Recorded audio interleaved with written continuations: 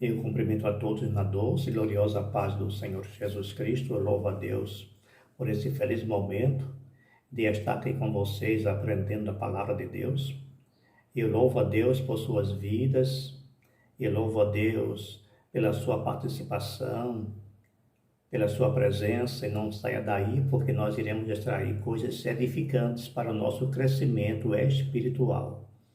Nós vamos tratar de mais uma lição da Escola Bíblica Dominical, a lição que traz o título Motim em Família. Veja que isso é muito sério, é muito importante, por isso eu peço que você não saia daí, acompanhe o nosso raciocínio, e também eu peço que você deixe o seu like, se inscreva, compartilhe esse vídeo, esse trabalho, compartilhe no grupo da sua igreja, compartilhe com os seus amigos.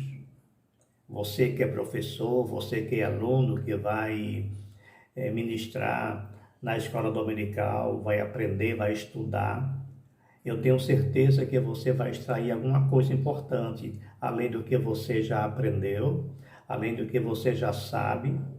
Eu espero que você possa também extrair algo mais, que possa acrescentar no seu conhecimento. Portanto, fique atento. Nós vamos procurar de uma forma resumida, é claro, uma forma sintética, mas abordar com bastante clareza o assunto desta lição, que está baseada em Números capítulo 11, versículos de 1 a 7, e também capítulo 12, versículo de 1 a 8, é a lição de número 5, quando nós estaremos estudando no próximo domingo, ou seja, no dia 30 de abril de 2025. O texto de ouro, o texto básico, ele fala: fazei todas as coisas sem murmurações nem contendas. Está lá em Filipenses capítulo 2, versículo 14. Murmuração, contenda, isso é muito grave, é muito sério, principalmente quando envolve família. É por isso que o apóstolo Paulo, ele tinha muita preocupação com a família, e vários textos, às vezes a gente nem percebe, mas ele estava tratando da família. A verdade prática nos mostra o seguinte: das murmurações derivam as contendas, por isso devemos evitá-las em nossa família. O comentarista, ele achou por base tirar o exemplo da vida da família de Moisés, que envolve Miriam e Arão, os seus irmãos. Dividiu a lição em 3 tópicos, o qual nós vamos abordar cada um deles cuidadosamente, fica atento. O primeiro tópico fala a influência negativa da murmuração. O segundo, o motivo da rebelião de Miriam e Arão. Qual foi o motivo? O que foi que levou os irmãos a ir de encontro a Moisés? E no terceiro item, Moisés, um homem manso e humilde. Por que é que Moisés era manso e humilde? Nós vamos esclarecer isso cuidadosamente. Então, voltando para o texto e para o item 1, que fala a influência negativa da murmuração, que vem justamente como nasce o motim. O motim vem sempre da murmuração. O que é motim? Qualquer rebelião que quebra um princípio de autoridade é um motim. Um motim, ele pode ser uma rebelião contra uma autoridade civil, militar ou eclesiástica. O motim, ela rompe princípio de autoridade. E nós podemos dizer que ali existe um princípio satânico.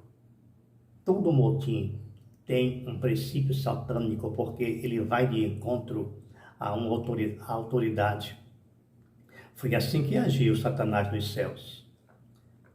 Depois que ele conquistou e reuniu 1/3 dos anjos dos céus, ele rebelou-se contra o próprio Deus. Por isso nós dizemos que há um princípio satânico e as pessoas que têm essa tendência de bater de frente contra a sua liderança, contra as autoridades, principalmente dentro de casa, eu chamo isso de síndrome de Satanás. É sério isso. Tenhamos cuidado, principalmente quando se trata de família. E é a coisa mais sagrada, mais importante, a família. Eu sempre tenho dito, a célula máter da sociedade, é a família a base de tudo. E uma família rebelde, uma família sem instrução, sem formação, uma família doente, consequentemente vai produzir sociedade doente. É por isso que toda investida de Satanás é contra a família, porque ele sabe que atingindo a família vai atingir a igreja. Então, a família precisa ser tratada, precisa ser cuidada. Eu admiro quando a igreja ela foca na família, ela cuida da família, porque família saudável, igreja saudável. E a lição, ela vai nos ensinar justamente isso, as consequências das rebeliões, dos motins em família. A Bíblia está cheia de assuntos semelhantes, mas foi extraído esse como exemplo, o caso de Moisés, para que nós possamos ficar atentos e não venhamos a cometer o mesmo erro que essa família cometeu. Não o caso de Moisés, mas os seus irmãos cometeram. Então, o item 1, que diz a influência negativa da murmuração, a palavra motim refere-se aos atos explícitos de desobediência ou a uma reação negativa contra as regras e as ordens estabelecidas num grupo social. Se alguém dá ordem porque é uma autoridade, ela está acima dos liderados. Então, rebelar-se de forma ilegal constitui-se um motim e isso desagrada a Deus, isso choca a Deus. E como Satanás ele tem a habilidade de cegar o entendimento das pessoas, eles nem se tocam de que estão cometendo algo muito grave, muito sério. Mas as pessoas não percebem, às vezes até a igreja não percebe que o assunto é muito grave. E infelizmente nós selecionamos alguns tipos de pecado e achamos que é muito grave, muito sério, e às vezes pecados muito sérios que a Bíblia relata, nós deixamos passar. Às vezes nós engolimos um mosquito, nos encascamos com mosquito, deixamos passar um boi, deixamos passar um camelo, como o próprio Jesus ensinou nos evangelhos. Rebelião, motim é muito sério. Não se levante contra a autoridade. Respeite. Agora não vão confundir, discordar da sugestão, orientar. É democrático, é correto. Mas motim é quando a pessoa vai de encontro aos princípios de autoridade de alguém. Quando você vai de encontro à sua liderança, tentando denegrir a sua imagem, tentando destronar, tentando impedir o seu trabalho, aí isso é motim, seja ele de forma organizada ou não. Ainda que seja de forma individual, é motim sim.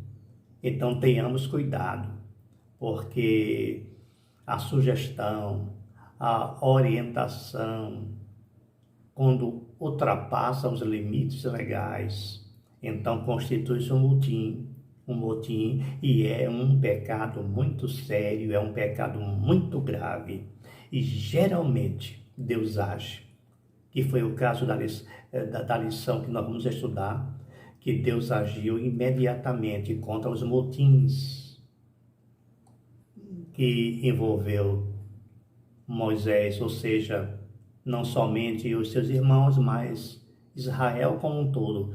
Toda vez que ia de encontro ao princípio de autoridade que Deus delegou a Moisés, então Deus agia.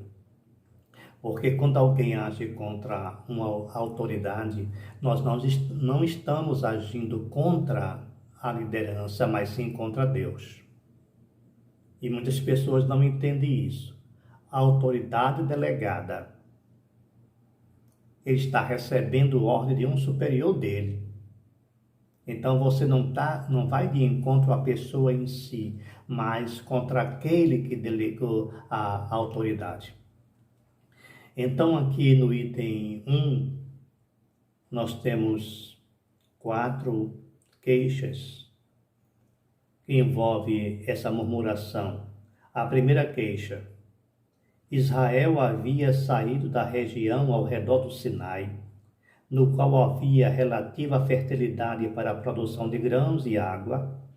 De repente, depois de andarem para além do Sinai e depararem-se com o inóspito deserto, os israelitas começaram a reclamar de Moisés, que Moisés os havia trazido para morrer naquele deserto. E foi Deus quem tirou Israel do Egito sob a liderança de Moisés. Foi Deus quem os levou para o deserto. Mas o povo se rebelou contra Moisés e se esquece rápido dos milagres e das bênçãos que Deus proporcionou àquele povo. Eles atravessaram o Mar Vermelho a pés enxutos. Deus destruiu todo o exército de Faraó e eles passaram no Mar Vermelho. No outro lado, eles celebraram, eles cantaram, eles dançaram, sob a liderança de Miriam, irmã de Moisés. Mas, quando eles começaram a caminhar, eles caminharam só 3 dias. Faltou água. E eles murmuraram contra Moisés. Eles reclamaram contra Moisés. Diz aqui o texto, que quando eles se rebelaram contra Moisés, Deus mandou fogo de juízo contra aquele povo. Não no caso da rebelião em Mara, mas mais adiante, quando eles começaram a reclamar da falta de alimento, começaram porque eles se lembraram do melão, da melancia, do alho e de tantas outras especiarias, legumes que eles tinham em fartura em Gósen, na região do Egito. Eles reclamaram, murmuraram, criticaram, porque eles se esqueceram que quando Deus quer treinar alguém, quando Deus quer moldar alguém, quando Deus quer deixar alguém dentro da sua vontade, Ele coloca para o campo de treinamento. O campo de treinamento é o deserto. É no deserto que se aprende a servir a Deus. É no deserto que se aprende a ser humilde. É no deserto que nós crescemos. É no deserto que nós somos moldados por Deus. O deserto é o campo de treinamento. É um curso de aperfeiçoamento para servir ao Mestre. E às vezes as pessoas não querem ir para o deserto. O deserto é importante para o treinamento, para melhorar a formação do soldado que Deus chamou para a guerra. Porque nós estamos no campo de batalha. E para ingressarmos em um conflito, é preciso que venhamos a passar por um treinamento. O deserto foi o campo de treinamento que Deus escolheu para Israel. E eles não reconheceram e não aceitaram esse treinamento. Infelizmente, lembre-se, após o deserto, a vitória, após o deserto, a bonança. Às vezes nós somos muito imediatistas, às vezes também não entendemos o propósito de Deus em nossas vidas. Por isso murmuramos, porque às vezes nós não entendemos Deus. Mas temos que entender, temos que compreender que a mente de Deus é incomparavelmente superior à nossa mente. Deus é infinitamente superior ao nosso entendimento. Foi ele que disse, quando revelou-se ao profeta: os meus pensamentos não são os vossos pensamentos, nem os meus caminhos são os vossos caminhos. Assim como os céus são mais altos do que a terra, assim são os meus pensamentos mais altos que os vossos pensamentos, e os meus caminhos mais altos que os vossos caminhos. Nós não entendemos Deus, mas sabemos que Ele é soberano. E temos que aceitar aquilo que Ele estabelece em nossas vidas, porque Ele sempre faz para o nosso bem, para o nosso crescimento. E com humildade, devemos nos curvar diante da sua vontade, diante da sua determinação. Se você foi colocado no deserto, caminha nesse deserto, lembre-se que Deus vai estar sempre contigo. É Deus quem caminha conosco. Deus está sempre presente, assim como esteve sempre presente no deserto. E mesmo sabendo que Deus estava acompanhando aquela nação no deserto, mesmo assim o povo murmurava e se levantava contra a liderança, que era Moisés. Então, a segunda queixa, após experimentar o juízo de fogo no lugar de se humilhar diante de Deus, o povo começou a murmurar contra o maná. Deus disse para eles, depois que eles reclamaram que faltou comida, Deus disse que ia fazer chover pão do céu. Que coisa linda, né? E Deus fez isso mesmo. O maná caía dos céus. Mas depois eles começaram a enjoar do maná. E reclamaram do maná. O ser humano está sempre reclamando. Reclama de tudo. A murmuração é pecado. Não murmure, porque Deus se ira com o murmurador. Então, facilmente esqueceu-se de todas as privações experimentadas como escravo no Egito. Esse povo esqueceu-se também dos milagres operados pelo Senhor quando abriu o Mar Vermelho, quando transformou a água amarga em água doce e outros muitos milagres. A murmuração nos faz esquecer das boas coisas vivenciadas com Deus. Mas o ser humano é assim, facilmente se esquece das bênçãos que recebeu. Às vezes nós temos inúmeras bênçãos, e quando passamos por uma única provação, se esquece das bênçãos, a gente se esquece de contar as bênçãos, como diz o hino. Conta as bênçãos, conta quantas são. Nós recebemos tantas bênçãos, mas basta a primeira provação para murmurar, para reclamar. A terceira queixa, no capítulo 12, após todo um contexto de murmuração apresentado no capítulo 11, temos a rebelião de Miriam e Arão contra a liderança de Moisés. Observa, a rebelião contra a liderança.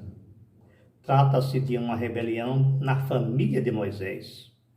Arão e Miriam em primeiro lugar. Miriam e Arão não aceitavam o casamento de Moisés com uma mulher cuxita. E por não ser de nenhuma família hebreia, mas de descendência de Cã, filha de Noé, teve muita resistência de aceitação, pois esse povo era considerado vil e desprezível. Vejamos o seguinte: Cush é a mesma coisa que Etiópia. Os cuxitas são descendentes de Cush. Cush era filho de Cã, Cã, filho de Noé. Portanto, Cush era neto de Noé. O que aconteceu? Moisés tomou uma mulher cuxita como esposa.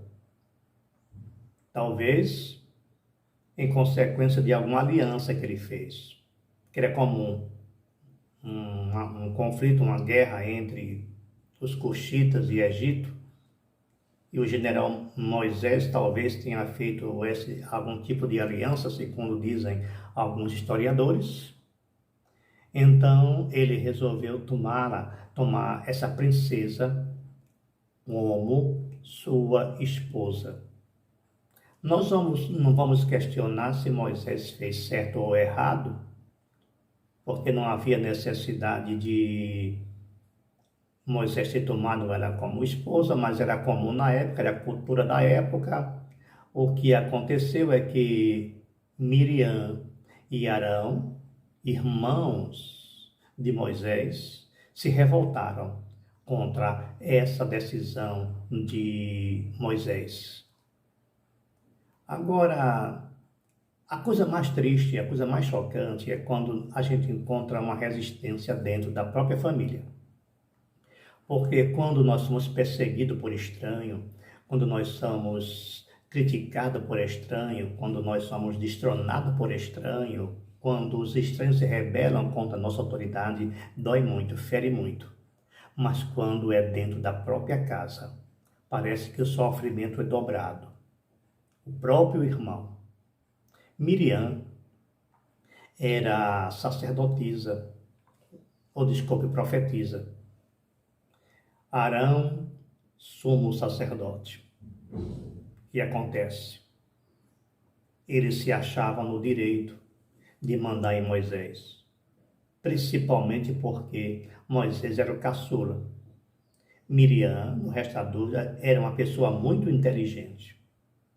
Miriam, ela tinha senso de liderança.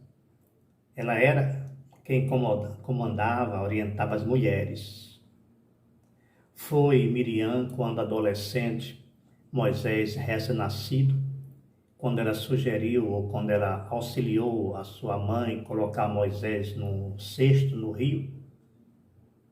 Foi ela quem acompanhou o irmãozinho na beira do rio, cuidando para que o irmão não se afogasse ou que algum crocodilo não o pegasse, para evitar algum acidente. Ela era uma pessoa muito astuta, inteligente. Então, foi essa Miriam que acompanhou Moisés, e quando aquele cesto que Moisés vinha flutuando sobre o rio, deparou-se com a filha de Faraó, e quando a filha de Faraó pegou aquela criança, foi Miriam quem se apresentou, muito astuta e inteligente. Fingindo que não sabia de nada, ela disse: olha, se você quiser, eu posso buscar uma empregada, uma babá para essa criança, para você cuidar dela. E a princesa aceitou. Ela correu e foi chamar a mãe dela. Muito inteligente. Foi Miriam quem liderou as mulheres quando atravessou o Mar Vermelho, foi ela quem incentivou, foi ela quem começou a festa. Ela tinha um senso de liderança. Ela era bem mais velha que Moisés. Porque Moisés, quando nasceu, ela já era adolescente. Arão também. Os dois eram mais velhos.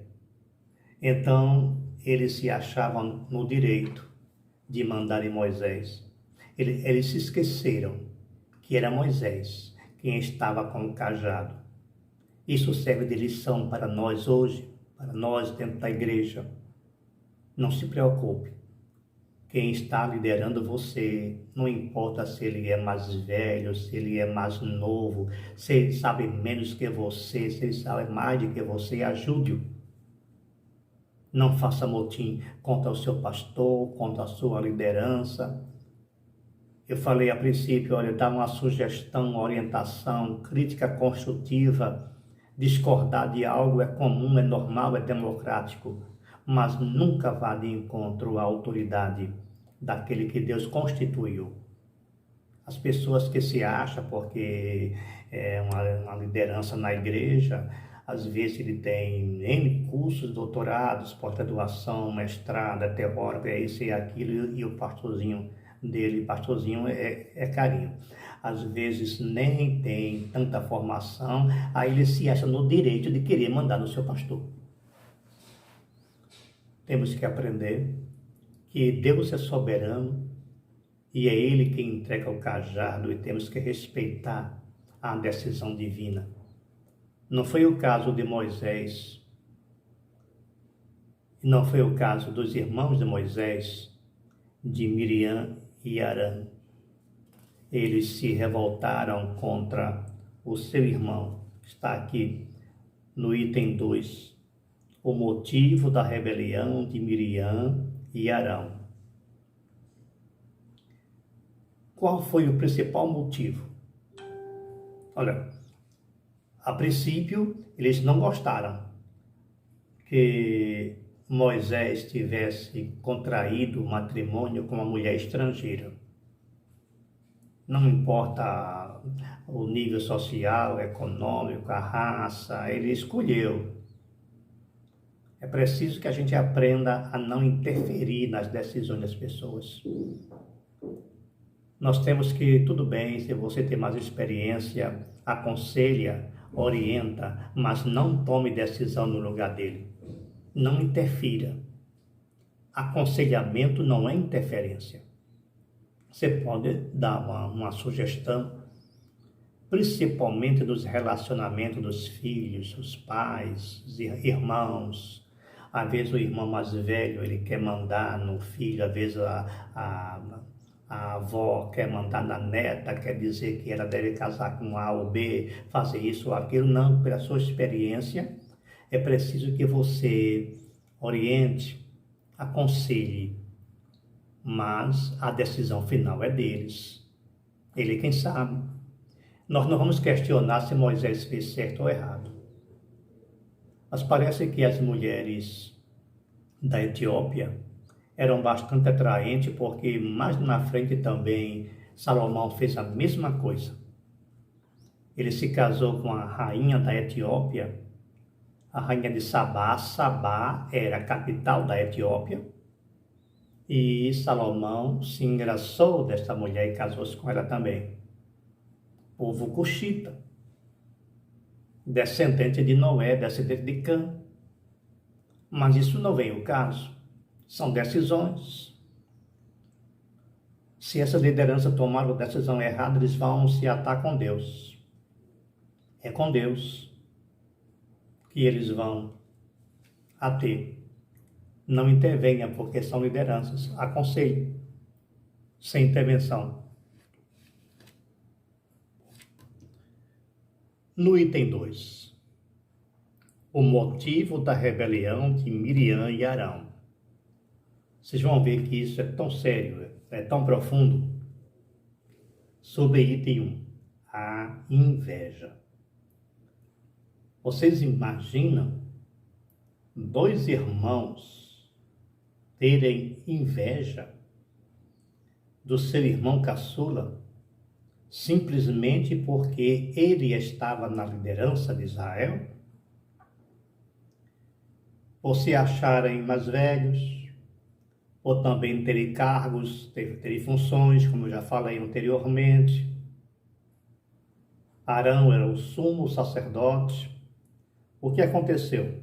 Os dois alimentaram a ideia de que a liderança de Israel teria de ser compartilhada com eles, mas Deus entregou o cajado, foi para Moisés, não foi para ele.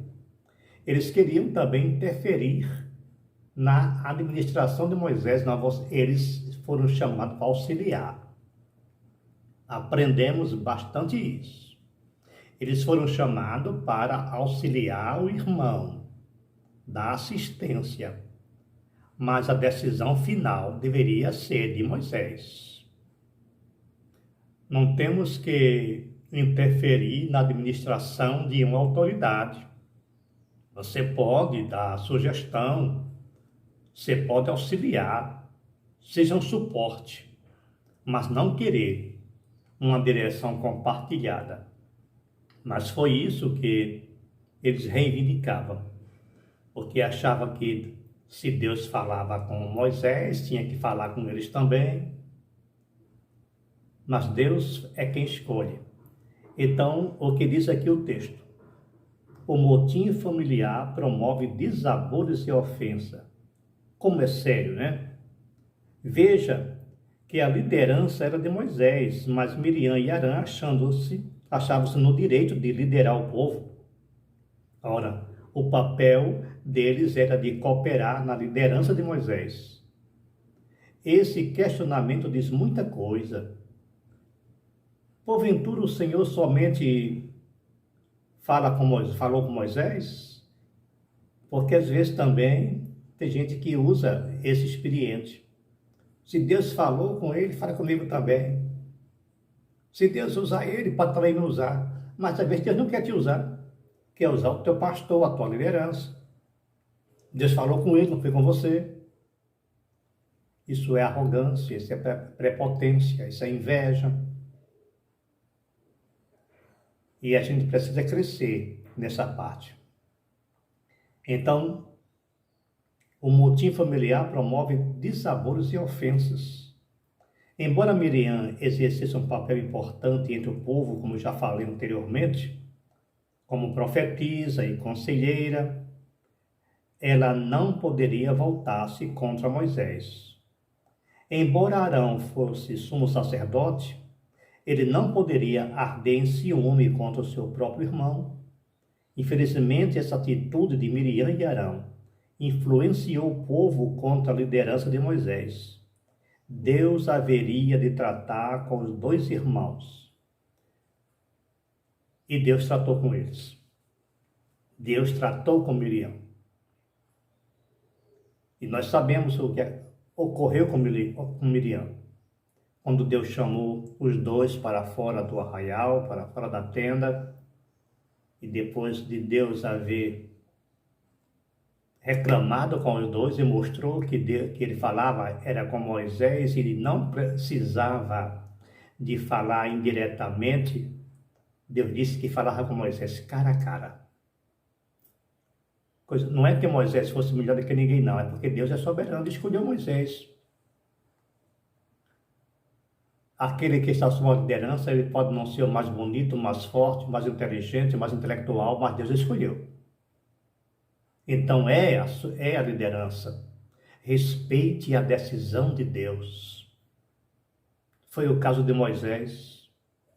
Então, a liderança estava com Moisés e Moisés falava com Deus.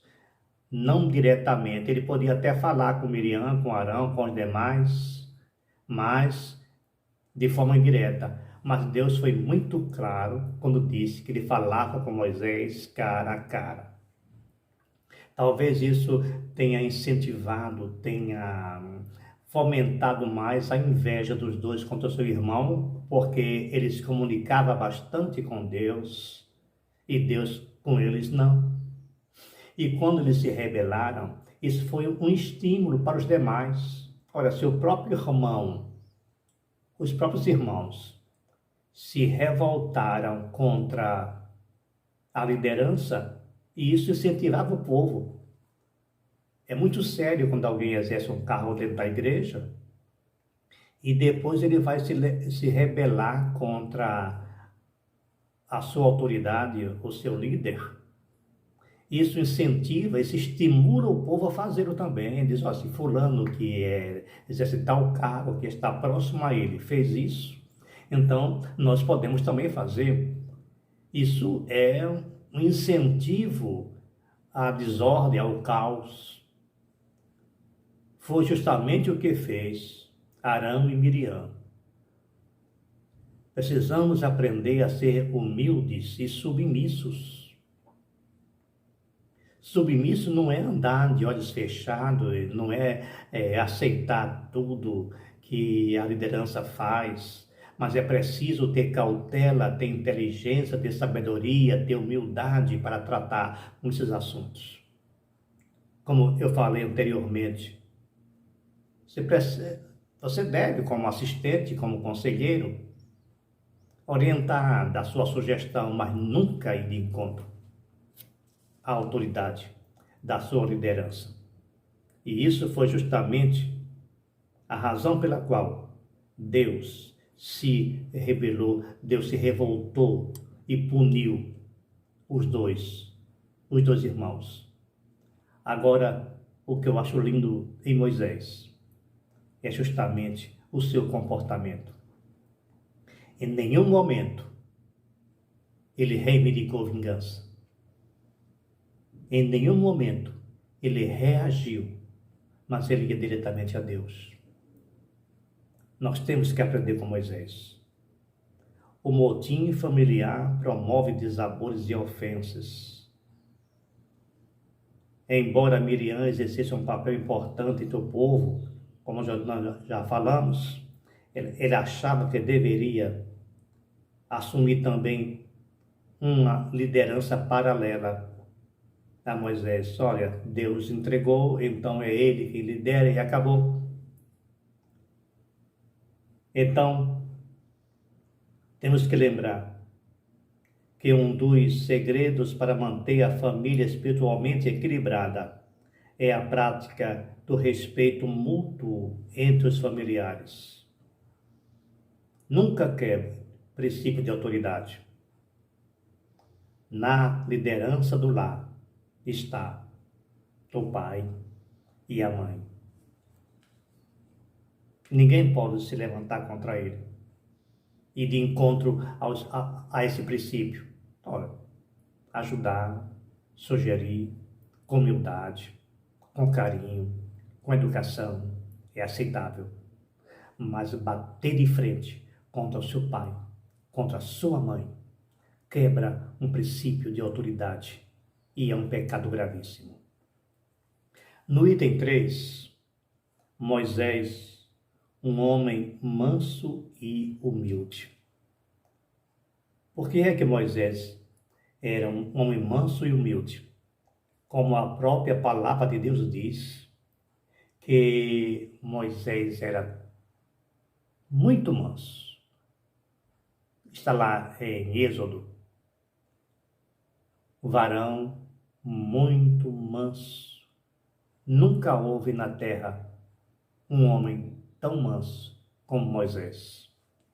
E às vezes nós confundimos mansidão com fraqueza, com covardia. E alguém questiona, não reagiu, é medroso, não reagiu, é covarde, não reagiu, é fraco. Mas nem sempre isso é verdadeiro. Moisés, ele nunca reagiu às ofensas, mas ele tomava atitude. Ele contava para Deus. Conta para Deus o problema. Ele resolve. Não vale a pena você bater de frente contra ninguém. O revanche também é pecado. Dobra o joelho e presta conta na delegacia celestial. Se alguém rebelou-se contra a sua autoridade, conta para Deus, como fez Moisés. É o que diz aqui. O mais manso que havia na terra. A Bíblia declara que Moisés era um homem humilde e manso em atitude. Está lá em Números 12 e 3. Ele não revidou a atitude de seus irmãos.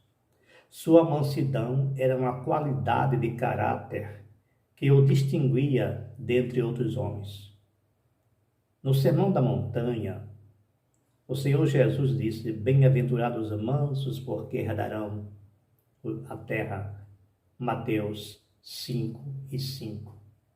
A mansidão é um dos frutos do Espírito. O que é ser manso? Ser manso não é aceitar o erro, mas ser manso não é ir de encontro ao seu opositor.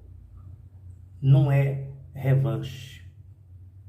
não é perseguir, porque às vezes nós sofremos ofensa de alguém, ou alguém nos prejudica, a tendência natural é também ofendê-lo, persegui-lo, criticar. Revanchismo não é mansidão. Mansidão é quando a pessoa perdoa a ofensa, que foi o caso de Moisés. Em nenhum momento Deus pediu vingança nem contra Israel, nem contra seus irmãos. Pelo contrário. Uma certa ocasião, quando todo Israel quis apedrejar Moisés, Moisés caiu com seu rosto em terra. Moisés clamou a Deus. Quando Miriam ficou leprosa, Moisés orou pela sua irmã a Deus para que Deus a curasse. Coisa linda! Será que esse é o nosso comportamento? Essa é a nossa atitude? Precisamos aprender que liderança não é quando alguém persegue, não é quando alguém critica, não é quando se pisa, não é quando se persegue, porque nós temos uma tendência incrível de perseguir nossos opositores, desceu ao mesmo nível dele, cometeu o mesmo erro dele. Aí Deus não faz nada, porque você já fez. Aí você cometeu um pecado até maior do que o dele, porque o juízo quem exerce é Deus. E quando nós queremos fazer justiça com nossas próprias mãos, nós estamos assumindo ou querendo assumir o lugar de Deus. Veja que Moisés em nenhum momento ele foi de encontro aos seus inimigos, aos seus opositores. E todas as vezes que Moisés era atacado, era ofendido, era perseguido, Deus reagia. Se Moisés tivesse reividado, com certeza Deus não teria punido aquele povo. Pelo contrário, puniria Moisés. Porque as pouquíssimas vezes que Moisés cometeu falha, Deus puniu Moisés. Veja como Deus é lindo, ele não faz acepção de pessoas. Mesmo o homem que ele amava, o homem que era manso, mesmo assim, Deus punia quando ele cometia erros.